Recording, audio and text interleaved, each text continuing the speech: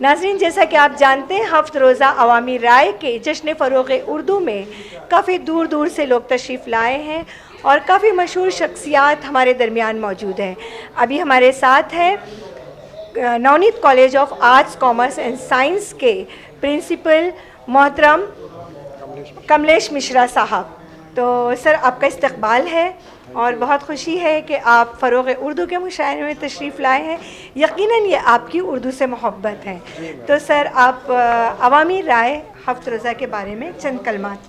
अवामी राय ये जो है मेरे ख्याल से 15 साल से चल रहा है और इसके जो 20 साल हो गए। अच्छा, 15 साल से मैं जान रहा हूँ।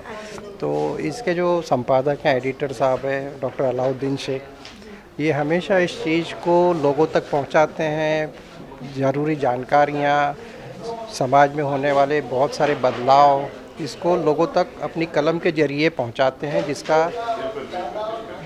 जिससे उनका ये कदम सराहनीय है और हौसला अफजाई भी होनी चाहिए, क्योंकि हम लोग नहीं करेंगे तो कौन करेगा। सारे हम अपने दोस्त के लिए करते हैं। बहुत शुक्रिया थैंक सर, यू। बहुत शुक्रिया।